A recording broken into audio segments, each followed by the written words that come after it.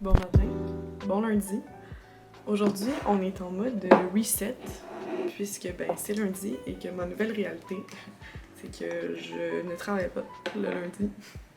Je travaille sur des projets, puis je fais des choses, mais je ne travaille pas à proprement dit. Donc le lundi me permet maintenant de kick off ma semaine sur le bon pied, de préparer ce que j'ai à préparer.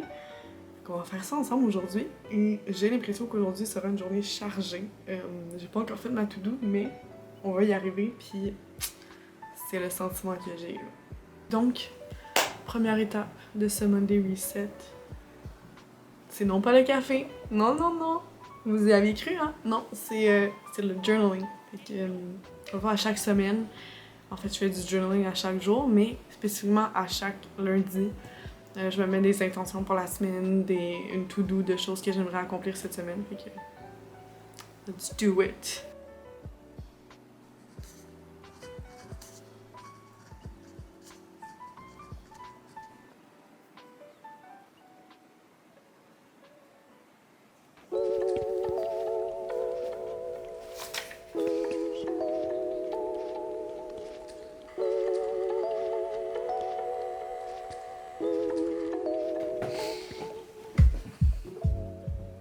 Donc là, la prochaine étape pour mon Monday Reset, c'est vraiment de regarder ma semaine sur un grand plan, là, comme à grande échelle si on veut. Donc j'utilise Notion pour faire ma planification de la semaine pour mes to-do, pour faire mon meal planner, pour faire mon fitness planner.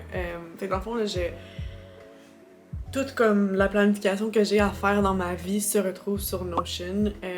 Même là pour mon contenu que je veux filmer, que je veux monter, que je veux créer, tout se trouve là-dedans. C'est vraiment magique. Ben magique, non, c'est pas magique, c'est juste bien fait. Puis tu peux adapter selon ce que tu veux. Fait que si tu veux utiliser Notion pour faire un habit tracker, tu peux. Si tu veux utiliser Notion pour gérer des clients, comme c'est vraiment une plateforme chouette. Et que je vous suggère de... Si vous êtes quelqu'un qui aime ça et planifier, puis qui aime ça avoir des listes, puis tout, c'est incroyable. Donc, tu sais, ici j'ai mon daily to-do.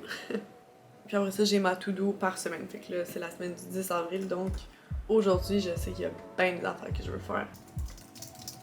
Je segmente ma to-do dans 3 catégories. Donc, ce que je fais, des tâches qui sont personnelles, des tâches qui sont reliées à la création de contenu et des tâches qui sont reliées à différents projets sur lesquels je travaille en ce moment. Tu sais, cette liste-là, je la bonifie au fur et à mesure s'il y a des choses qui s'ajoutent à mon calendrier ou à ma to-do list, puis qu'il y a des trucs qui pop-up. Je vais aller bonifier au fur et à mesure, fait que c'est pour ça que mon lundi est tout le temps beaucoup plus chargé que mes autres journées, mais c'est parce qu'il y a des trucs que je sais que j'ai prévu dans ma tête éventuellement, mais que, qui vont survenir s'il y a des tâches, mettons, que j'aurais pas pu arroser mes plantes, ben là, je vais le bouger au mardi. Fait que, tu sais, c'est juste, en fait, de visualiser à quoi ressemble ma semaine, puis quels sont les moments les plus chargés, puis quelles sont mes priorités, en fait. Souvent, pour compléter ma to-do list, je vais aller me référer à mon calendrier YouTube. Le sneak peek, vous voyez un petit peu ce qui s'en vient là, dans les prochaines semaines, ben je vais regarder qu'est-ce que j'ai à filmer quand j'ai des trucs à publier. Puis en fonction de ça, ben je vais l'ajouter à ma to-do si j'ai des trucs à filmer ou si j'ai des trucs à monter. Une fois que ma to-do est faite, je passe au meal planner. Là, c'est la partie où j'ai le plus de fun.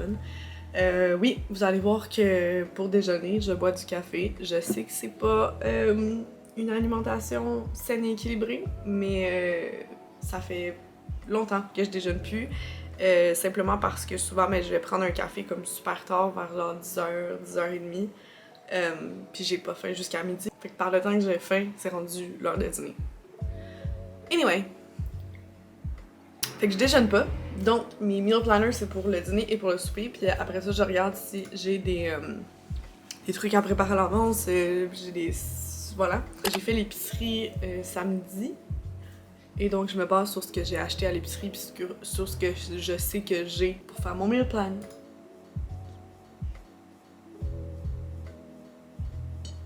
Une fois que ça c'est fait, là, vous voyez, il y a des jours qui sont en vert comme ça. Les jours en vert, c'est les jours où je prévois m'entraîner. Et donc, basé sur ces jours-là, je m'en vais dans mon onglet Fitness et je prévois mes workouts. Donc aujourd'hui, c'est un rest day, mais j'aimerais quand même faire peut-être du yoga en fin de journée.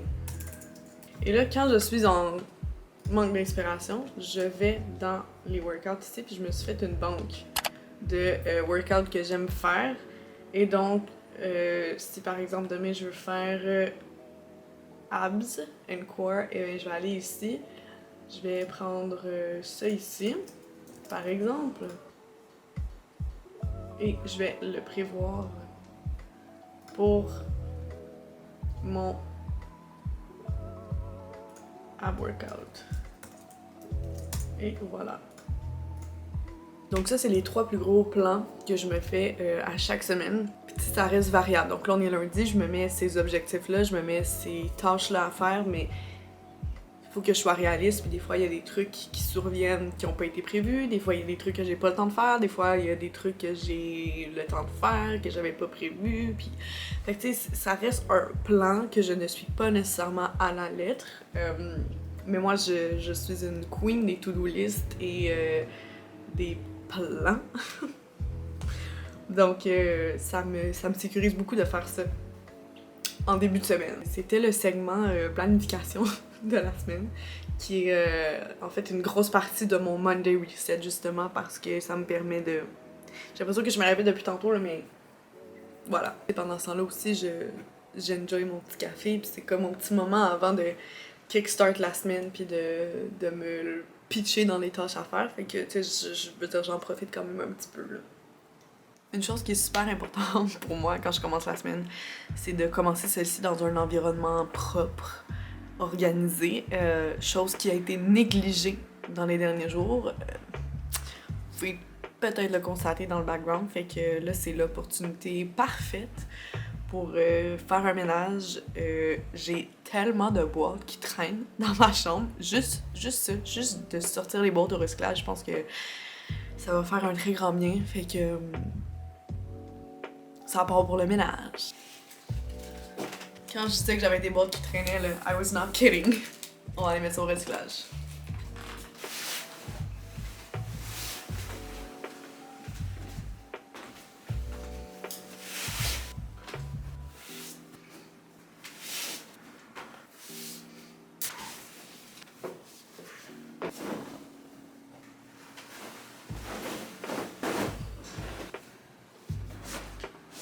Let's get cooking.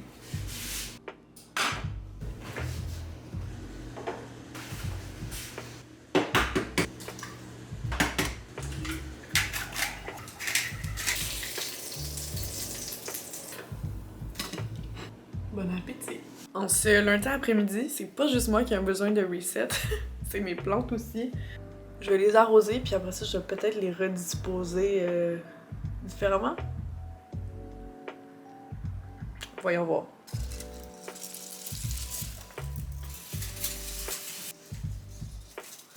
I am so sorry. On dirait que c'est l'automne.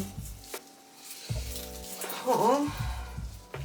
Quand je disais que ma salle de bain ressemblait à l'automne. Là, on est rendu à la partie quand même fun. J'avais des boutures. Je viens de toutes les rincer. Puis, il y a quand même des systèmes racinaires bien développés. Fait que je vais les rempoter à même le pot duquel les boutures provenaient. Ce que je fais un trou avec mon doigt qui est quand même creux. Là, même là, je suis en train de constater que quand j'ai arrosé, j'ai peut-être pas assez arrosé parce que l'eau est pas... c'est pas humide, super creux. Et là, le tricky part, c'est ça ici. Vous voyez, la racine est super longue, fait qu'on va aller la mettre dans le trou. Et voilà.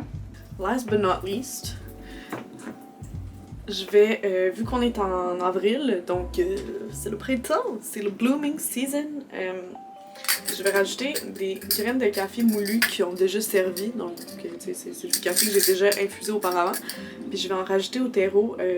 Paraîtrait-il que ça stimulerait la poussée, puis que ce serait un peu comme un engrais, fait que c'est ma soeur qui m'a dit de faire ça. Que depuis la dernière semaine, je récolte mes grains de café et je l'utilise comme fertilisant pour mes plantes.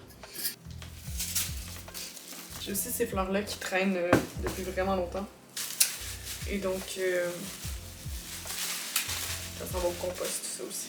À bien y penser, je pense que je vais aller le dumper direct dans le compost parce que je vois comme de la petite mousse sur les branches. D'humidité, genre. J'ai pas envie de respirer ça. Les spores dans mes poumons, pas dans l'âme. Fait que, on va aller porter ça dehors. Étant donné que mon pot de fleurs est vide, ça me donnait envie d'aller en acheter d'autres, d'aller me chercher un bouquet de tulipes, je pense. Parce que je trouve que les tulipes, c'est vraiment cute pour le printemps. Puis du même coup, ben ça va me faire aller dehors parce qu'aujourd'hui, je voulais aller marcher. Il fait tellement beau. Je voulais écouter de la musique ou un podcast puis aller marcher, mais là, si je vais avec une destination, c'est encore mieux. Mais avant de sortir, puisque là, les rayons de soleil commencent à être de plus en plus forts et chauds, on se met du SPF. Oui, je vais avoir un white cast, mais comme je l'ai déjà dit dans un TikTok, j'aime mieux avoir un white cast maintenant que des grosses rides dans 20 ans.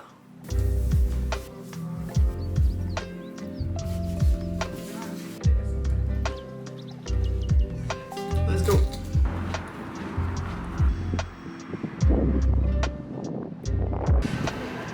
Living my best life.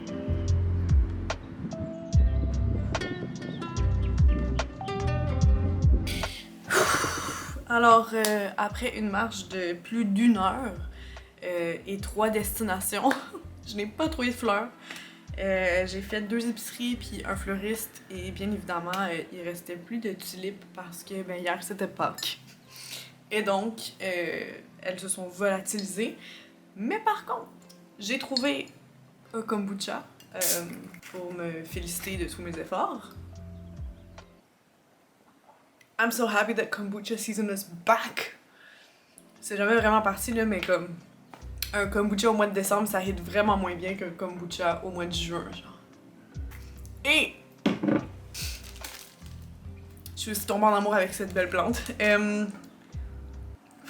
Ça fait plusieurs semaines, mois que j'ai un œil sur cette plante. Parce que dans une fenêtre d'un logement qui est tout près de la sortie de métro que je prends, il y a une grosse plante comme celle-là. Son nom, c'est quoi?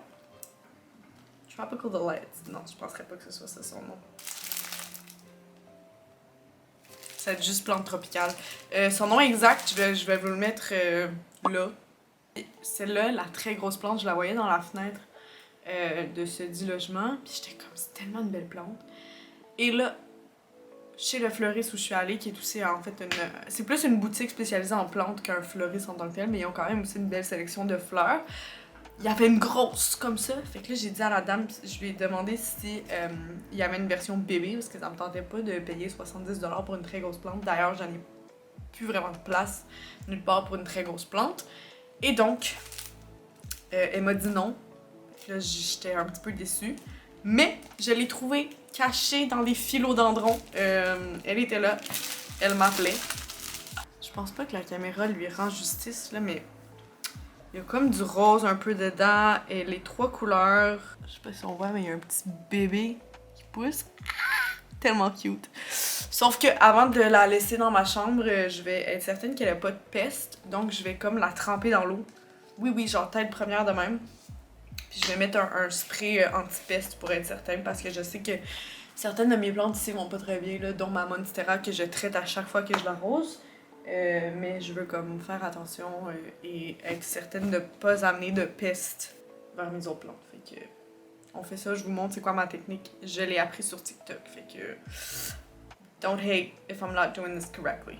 Donc ce que je fais, c'est pas super compliqué. Normalement, je mettrais du savon de castille ici, mais là, je pensais que j'en avais encore, j'en ai plus. Fait qu'on va juste la dunker as is parce que je veux pas me risquer avec du savon à vaisselle, mais sachez que la méthode habituelle, ce sera avec du savon de castille. Fait que je pense que je vais aller en racheter en fait.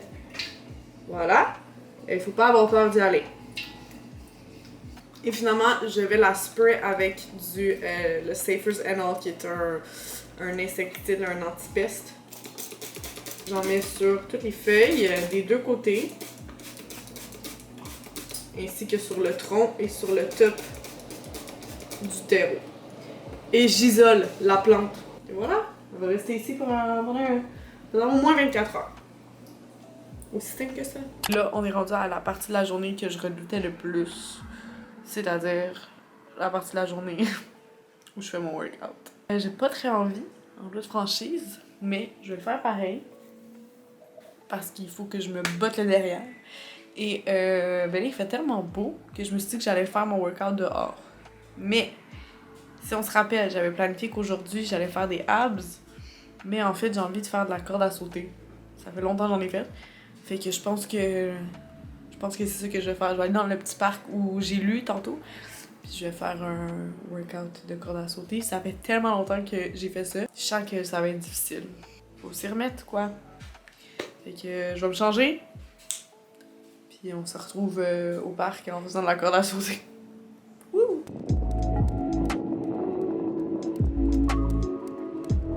This is a real workout.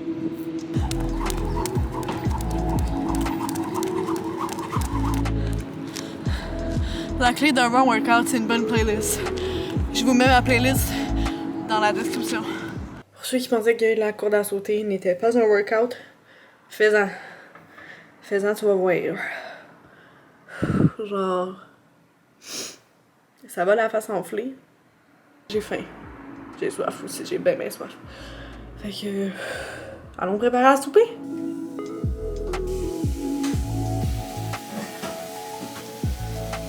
Un Monday Reset se doit d'avoir some sort of skincare.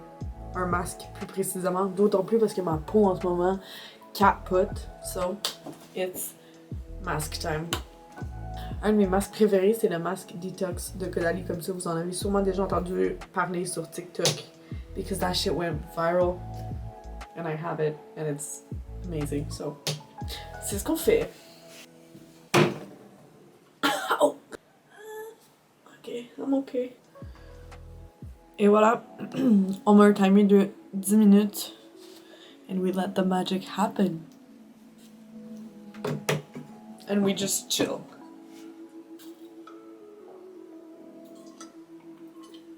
Non, en vrai, je vais faire autre chose, là. Je me suis rappelé que quand j'ai fait l'épicerie, j'ai acheté un mix de biscuits sans gluten. Fait que je vais faire les biscuits!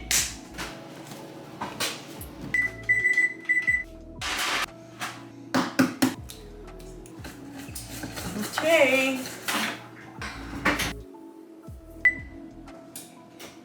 Ouh! They look good. Ouh, ils sont encore soft. Et ça, mesdames et messieurs, c'est ce qui conclut le Monday Reset. Je vais finir ma journée en lisant quelques pages et en faisant mon journaling de soir, puisque ma skincare est faite. Et que je suis assez fatiguée, là. Mine de rien, ça a été une journée assez remplie.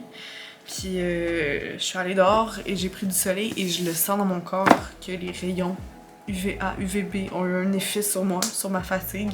Les premières journées de soleil comme ça, j'ai tout le temps l'impression que c'est super énergisant et revitalisant, mais que ça me fatigue aussi beaucoup quand je me pose finalement, que je me couche, pardon. Ce sont des nuits où je dors dur, solide et fort. Ça se peut-tu dormir fort? Donc je sens que cette nuit sera une nuit de repos. Bien mérité, sommeil profond, avec des rêves mémorables. Et donc, sur ces sages paroles qui divaguent un petit peu, je vous remercie d'avoir visionné, c'est toujours apprécié, et je vous souhaite une bonne journée.